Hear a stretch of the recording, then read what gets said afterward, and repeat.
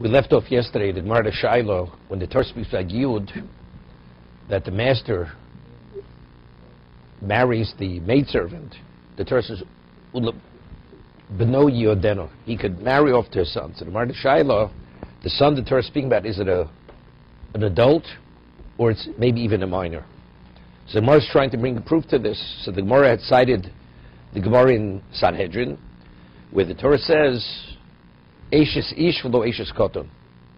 That if a person commits adultery with the wife, a married woman, it's only Eishes ish. The wife of an adult, not a wife of a minor. But if you tell me that a minor cannot have a wife, what do we have to exclude the wife of a minor? There's no such thing. Doesn't exist a case. So evidently we do have a case, the wife of a minor. What is the case of the wife of a minor? It must be the case of Yud, where the father wasn't interested, and he gave the maidservant to the son. Gemara says, no, there's no proof. I'll tell you, speaking, a father cannot give the maidservant to a son.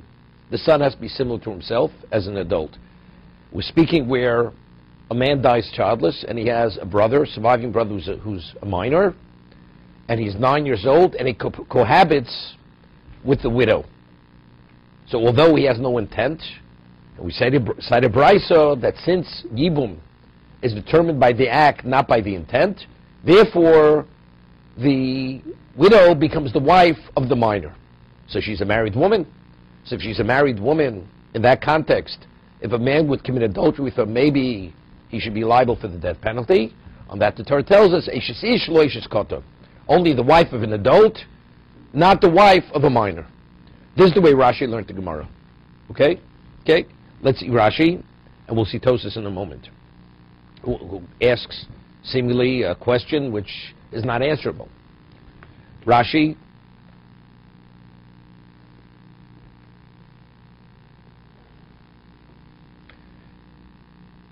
the Medoraisa Chazula. On a Torah level, what is the word Chazula? So Rashi is Kloma Zekukalo. Ba'usa bio, l'chol dover. That because there's a bond between the widow, what we call zika, between the widow and the surviving brother, so therefore his act of cohabitation causes her to be acquired at every level. V'kona liyorsha. If she should die now, he inherits her keditnan, ben teisha sheba livimto kona. He acquires her. That's Rashi. So Rashi learns lahalocha that if a koton is miyabim, performs yibum, he's 9 years old, she becomes his wife on the Torah level. That's something else. Chalitza something else. But in terms of the act of yibum, as long as the act is considered an act of cohabitation, she becomes his wife. So therefore I need an exclusion. Although she's married, there's no liability death penalty. Eishes ish lo eishes koton. Tosus. Third Tosus on the page. V'deraisa chazi pirsh kunshis is a kukalo, meaning she's bound to him. Ubiyoso biyo. And the cohabitation is considered an act of cohabitation. L'chol v'kono liyorsh l'tamei l'kitnan. Bentesh shebo al yivimto kono. He's acquired her. So Rashi's learned what is the meaning of the word kono. He's acquired her on the Torah level. He's acquired her to be his wife. The kosher. The zeina elam midrabanan. Ulaposlim min ha'achim. Seemingly, this is only on a rabbinical level. When he says he acquires, it's only a rabbinic level. And the poslam menachem, let's say he has adult brothers, and he's a minor, and he goes and he has, before they have a chance to make a decision what they're going to do, whether they're going to do yibum or not, the minor, who's more than 9 years old, he cohabits with the widow. Once that happens, the others can no longer perform yibum. She's considered attached to him on a Torah level and a rabbinic level. It's rabbinical. Okay? No, so wait. But wait till he's an adult. He's going to become adult. If he dies, so they'll do yibum, right? They'll do yibum based on the first. His act is nothing. Midrabanan, we see it as if he performed yibum. Tosas understands the Gemara as the Gemara reads. It's only drabanan. Because there wouldn't be yibum. No. It's not in this Torah. See, now you're touching upon a good point. The first thing you said, Wasn't good. Okay, good. I give you the benefit of the doubt. That's why I waited. Okay? Meaning, he's asking, what's the halacha if a brother-in-law cohabits with a sister-in-law? It's an act of incest, incestual act, right? So over here, if he doesn't acquire her, is it he committed incest, except he's not liable because he's a minor? Well, no, it's not. It's not an act of incest. The Torah says that when a woman, husband dies childless, and they're surviving brothers, the law of incest has no relevance to her. Now there's a new discussion. Could a minor acquire? Could the widow become the wife of a minor? Incest is definitely not incest, right? That's no, because he said because you're performing a mitzvah. It's not asay dochalos asay. It's not asay dochalos. The Torah says this is what we call hutra. She's permitted. The widow was permitted to the surviving brothers. Okay, because for the purpose of perpetuating the name.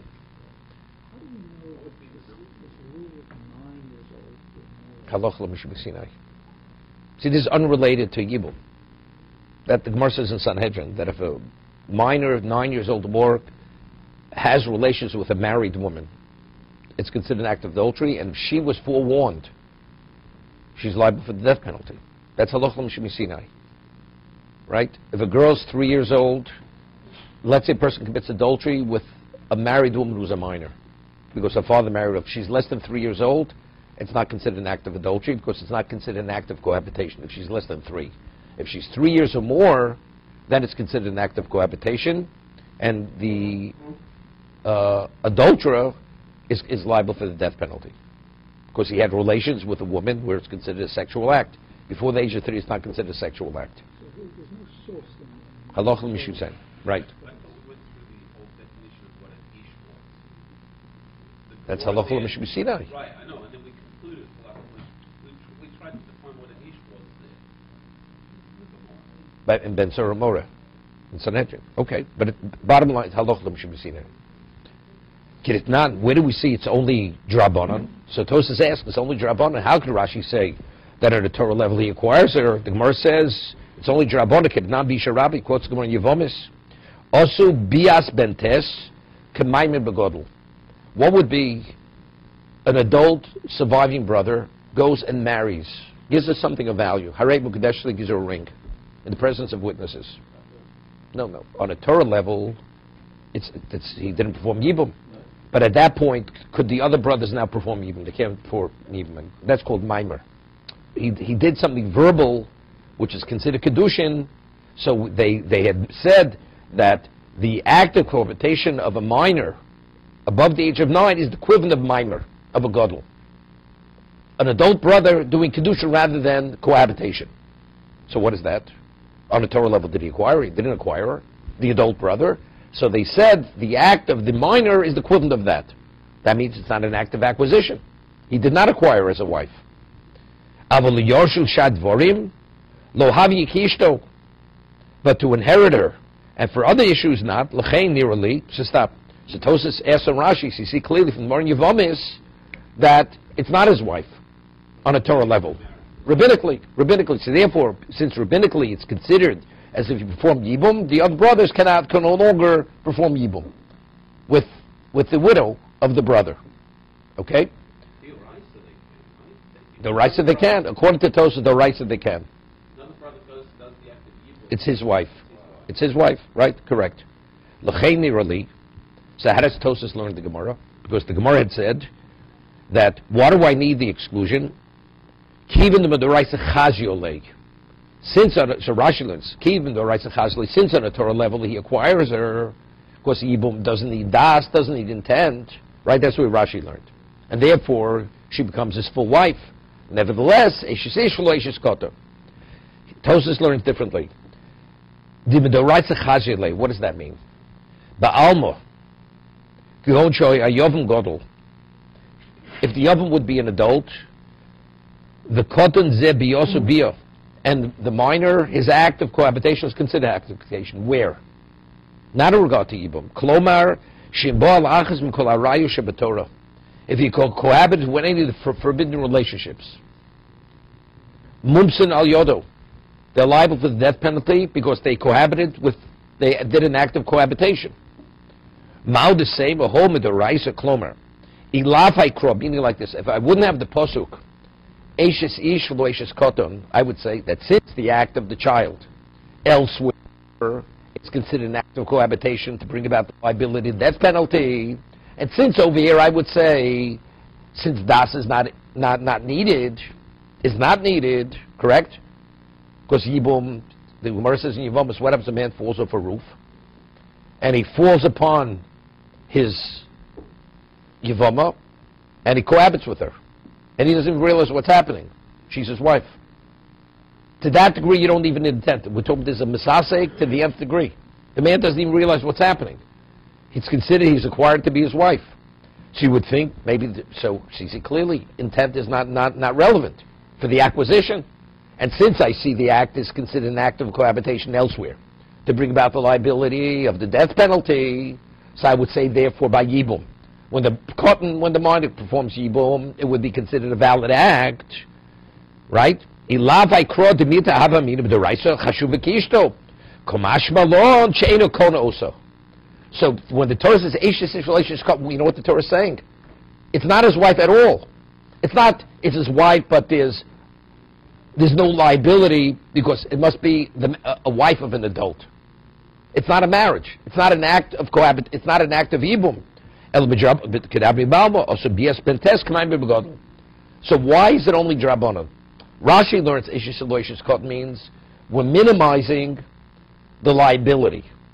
Tosha says the pasuk reveals to me that although elsewhere the act is an act to bring about the liability of the death penalty, but in regard to Yibum, it's nothing. Eishes Ish Lo Eishes Koton, there's no such thing as an Eishes Koton.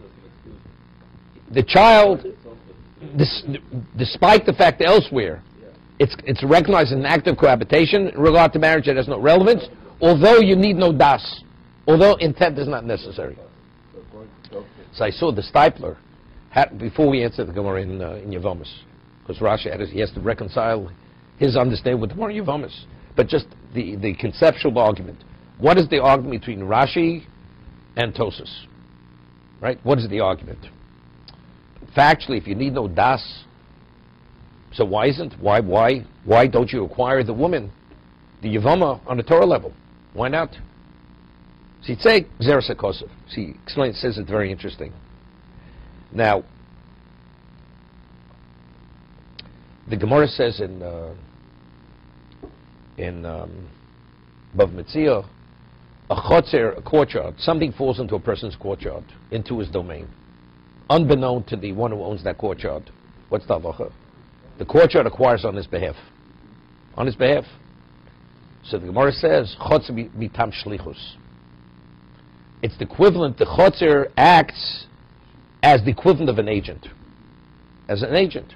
Now there's a question. Could a minor have an agent? A minor cannot have an agent. So if a minor cannot have an agent seemingly, a minor cannot have a chotzer. If chotzer is mitam shlichus, if the function of the chotzer is he's the equivalent of your shliach, so if a minor cannot have an agent, so a possession, a courtyard of a minor, the domain of a minor will not acquire on his behalf, because the halachic mechanics of the courtyard is it's the extension of the one who owns that courtyard. It's the equivalent of his agent. No, it is his. But in terms of active acquisition, it becomes a non-function. He doesn't have relevance to agency. No, I understand that. It says it's mitam yad, but it's logar b'shlich. So there's a Rashi within Bav Metzia says, what does it mean? What does it mean, a shaliach? It says, of course, he cannot appoint a shaliach. Seemingly, Rashi is saying something which is superfluous. What does he have to say? Because he cannot appoint a shaliach, he can't appoint. Let him say he can't have a shaliach. So from Rashi, there's Rabbi Akiva Eiger on this Rashi. We once mentioned a ketzos. If you remember, if a person wants to buy a gift on behalf of a third party, unbeknown to him, and he buys it with the intent that he's buying on behalf of the third party, what is the halacha? Does it belong to the third party? The answer is yes. That's called Zochar L'Adam Shelo B'Fanav. So the Gemara says, but how do you connect the person with the beneficiary of that acquisition? So the Gemara says, Zchi mitam shlichus, that the one who does the act which is beneficial to the other party, he's the equivalent of the agent of that party. So let's say he would be appointed to be the agent to purchase that. There's no question. If a person appointed to be an agent to acquire something, the act of acquisition of the agent immediately is attributed to the one who appointed him, right? It's understood. Here, unbeknown to him, if that is your intent, he's the equivalent of shliach. Now the question is, but how did he become a shliach? So Tosfos says, in Ksubas, famous Tosfos, because we could say with certainty that if the beneficiary would know that he wants to represent him as agent, he definitely would want him to represent him as his agent. Therefore, the act is attributed to the one who he intends to acquire it for. That's Tosfos. So what is the meaning of Zchi mitam shlichus? It's the equivalent of the beneficiary appointing the person who's doing the act on his behalf. That's Tosfos' position. Okay? So let's talk now. Wait a second. So I don't want you to be. So he doesn't want him to be his agent. He wouldn't know that. So if later it turns out lost, so we say, in retrospect, we say he didn't want him to be his agent. So it's nothing. But he shouldn't want him in the positive also. No. To be determined. Okay? So now, there's a case in Bava Metzia. The Gemara has a shayla. What about I pick up an owner's item on behalf of the third party? Do we apply the principle of Zchi or don't we apply the principle of Zchi? What's the question? You have an owner's object, and I have no interest in taking the object for myself, the one who's picking it up. But he wants to pick it up for a third party. When he picks up for the third party, what is he doing? He's denying anyone else from acquiring that item. Wait a second. Let me tell you what the Gemara says, okay? And this one I can't give you the benefit of the doubt, okay? So when he acquires it, he's denying anybody else the right to acquire that. So there's a negative side. So this is called chavla achrini. There's a detriment to others. His act of acquisition is at the expense of others. So is that considered at the expense of others, denying another person an opportunity? Because nobody has a claim to the ownless item. So where's the question? Is that called a detriment to others? If it would be classified as a detriment, then he cannot acquire it on behalf of others. Because we don't apply the principle of Zchi where it's a detriment to others. Okay? Or do we say, no, since others have no claim, denying a person a right is not a detriment. Okay? The Gemara is a shayla. Well, what is the classical case of chavla achrini? Classical case of chavla achrini is that you have a debtor who has 10 creditors, and he has only enough money to pay one of the creditors. Okay? Any one of the creditors have a right to seize that property, because they're the creditor, before someone else comes and takes it. He has 10 creditors. What happens if a third party says, he's my friend, he's unaware that there are other people who want to take it, and he goes and seizes it on behalf of his friend? Is it a valid seizure? Zomar says it's not a valid seizure. Why? Because this Zchi is chavla achrini. It may be beneficial for the one who you take it for, but it's a detriment to anyone else. Because there, every creditor has a claim. So by this third party taking on behalf of one of them, he's denying the other people who have a claim. That is the classical case where Zchi does not work. But by the lost item, no one has a claim to the lost item. So that's the shayla. Denying a person opportunity, is that considered a detriment? Or no, it's not, because they have no claim. What? Wait. Okay. So when we look at this lost item, the only reason it's an issue is because he had no interest in the item himself. So if he had an interest, he could pick it up and take it himself. You want to take it for yourself now, how do you get it to the third party? Give it to him and give it. So go give it to him. Right. But he's not interested in taking it for himself. But If you're wearing, give it as a gift. wait a Take it second. up himself, You have, take it over. wait a second, Yeah. as they say, hate. You have your shirt, Right. and you wear your shirt and say, I'll do an act of acquisition. I'll lift up my shirt, it should belong to a third party. Is that a valid act of acquisition? No, it's going to give it to him. You have to give it to him. So you want to acquire it for yourself and then give it to him, That's your prerogative. But that's not what he wants to do. He wants to pick it up with the intent, I am him. I am him. I am his agent. That you cannot do. Okay? That's the Gemara in Bava Metzia. So if it's Chav Lachrini, you cannot do it. Gemara has a question, is the lost... that's the Gemara has a question, is that called Chav Lachrini or not? It's a detriment. Is that considered a detriment to others? To others. Why is it an opportunity for others? There's no opportunity there. There's a lost opportunity. No, but if someone else, because if someone else would walk by this location and notice it, definitely in society, other people would take it. Somebody else would take possession of it. Okay, I'm not coming to discuss my giving Chavero. I just want to present the concept. Okay? I mean, the Gemara says, there's a Tosas in Beyo. The Gemara says, what about if you take water out of a wellspring, where there's enough water for as many people who come? You say, well, you take possession of something where somebody else could have taken possession of that. Would that be the equivalent case of Magbim Tzil Chavero? So Tosas says no. Because a lost item, it's that item, there's no other lost items. Water, there's plenty of water for everyone. So therefore there's no question. I could take possession of water on behalf of a third party. Right? There's not even the question. That would not be considered a detriment, denying anybody a right to water. Because we're told there's an unlimited supply of water. Assuming there's no detriment to anybody else, unappointed agent works nature. Correct. And the one who's acquiring also must. Yes, because I can say with certainty that he would want to stay. He would want me to do that. Correct. That's Correct. a concept that works. Correct. Unappointed. Unappointed.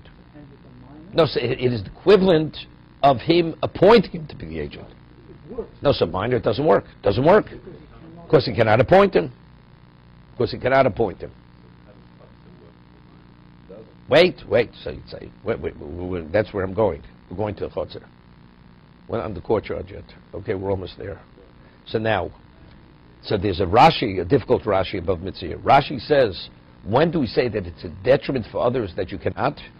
That's only if it works within the context where it's unbeknown to the one who you're trying to take possession for. What about if that party would appoint you directly as to be his agent and to go seize on my behalf? Rashi says it's not a problem. Wait a second. It's no problem. It should be a problem. According... He's also shliach. Why, when you take unbeknown to the person, if he would known, it's the equivalent as that he did appoint you.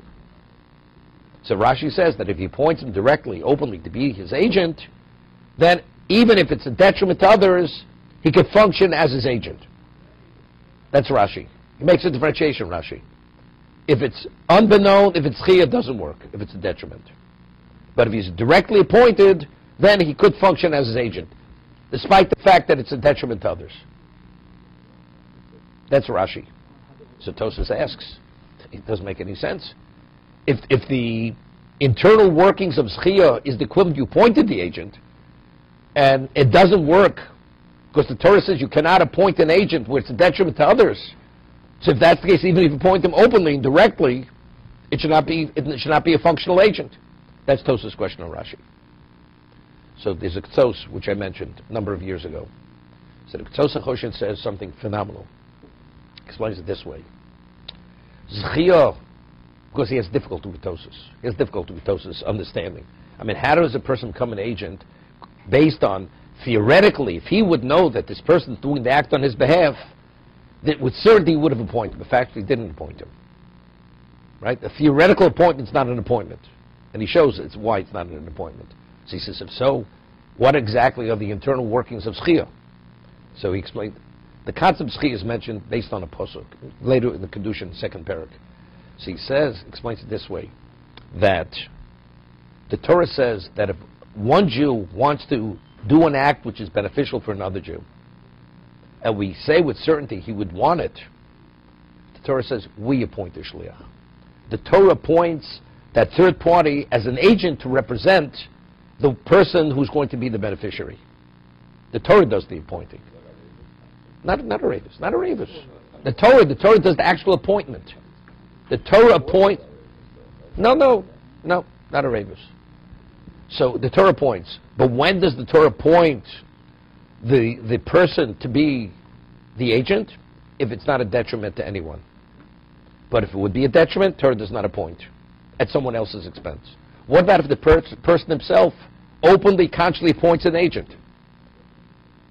We don't find anywhere why he should not function as an agent. So that's how Rashi understands it. If it's chiyah, the Torah is doing the appointing of the agent. So when does the Torah appoint the agent? Only if there's no detriment to anyone else. No, so that's the Gemara's question. That's the Gemara's trying to evaluate that. So, but if the person would himself directly appoint the agent, there's no reason to say he's not an agent. He was appointed by the one who wants the agent to represent him, even if it's a chav lachrini. And Rashi, even if it's a chav lachrini. If he appoints him to seize property, although there are 9 other creditors, it's a valid seizure. It's equivalent of the person himself seizing the property, the possession. Torah has the right. Correct. The Torah can appoint an agent to the minor. Well, so that's where we're going now. So now, if Rashi says, why does a minor not have an agent? Because he's not able to appoint. But the basis for a chotzer that a courtyard, one's domain acquires from, it's based on a posuk. So what it means, chotzer b'tam shlichus, it doesn't mean to say that you're appointing. There's a conscious understanding you want your domain to represent you. The Torah says a domain that belongs to a person is the equivalent of his agent. So why can a minor not have an agent? Not because he can't have an agent, because he can't create an agent. But if the Torah creates the agent, then he has a representation. Right? So it comes out, a cotton can't have a chotzer. So if a chotzer, the way it becomes the agent is because the Torah says the chotzer is the equivalent of the agent, so being a minor is not an issue, is not a problem. So you could have a chotzer according to this understanding. If it's a question you want your domain to represent you, so that's the equivalent. I'm appointing my chotzer. So there you have to have das, you have to have halachic intent. So then a minor cannot have a chotzer. But if you say, so we say even the chotzer is shlichus, but if the appointment is not necessary of the party who owns the domain, even a minor could have a chotzer. So Rabbi, a minor girl who is an orphan, and she inherits a chotzer from the father. So she owns the chotzer, we've established this. And the husband throws the get into the chotzer. Is she divorced? Yes. But if you put it into her hand, she's not divorced. Yes, she is divorced. Also divorced. I thought that she No. She is divorced. She is can't divorced. acquire. No, she does not. A get does not be acquired. A get does not have to be acquired. What is it? When you put it in her He hand, just has to put it in. She's divorced immediately. what is that transaction? How do we understand that? The Torah says you have to put it in her domain. You have to put it. You put it in her domain, her hand.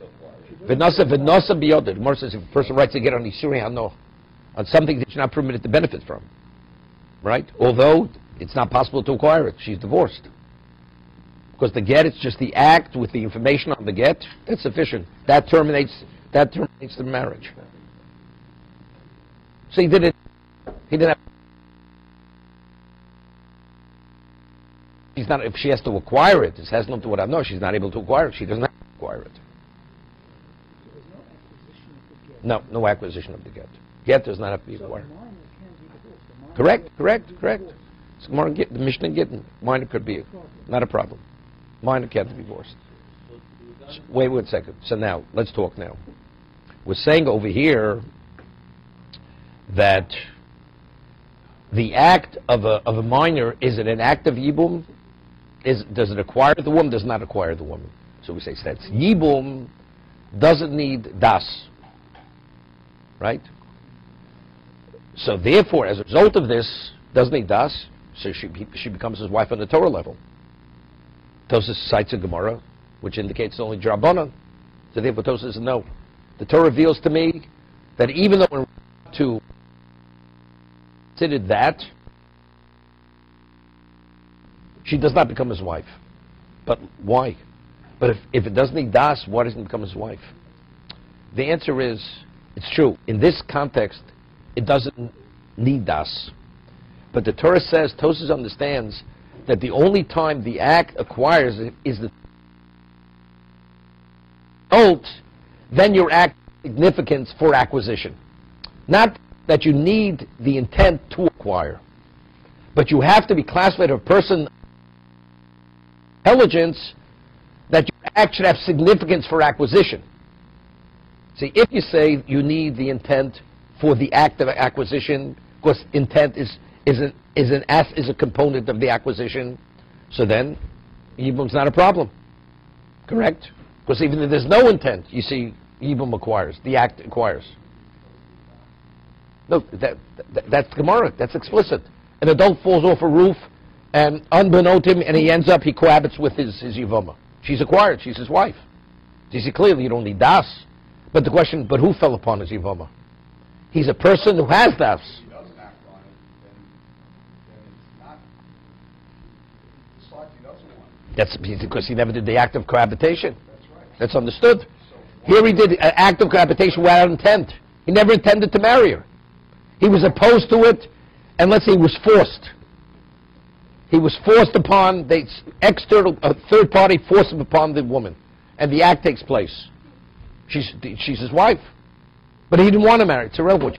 It's the act itself that brings about the union. The physical act that the Torah says. So that the Torah says, because it says Yivama Yovo Oleho. The Yavama must come upon her. He never came upon her. She never becomes his wife. We have another minute.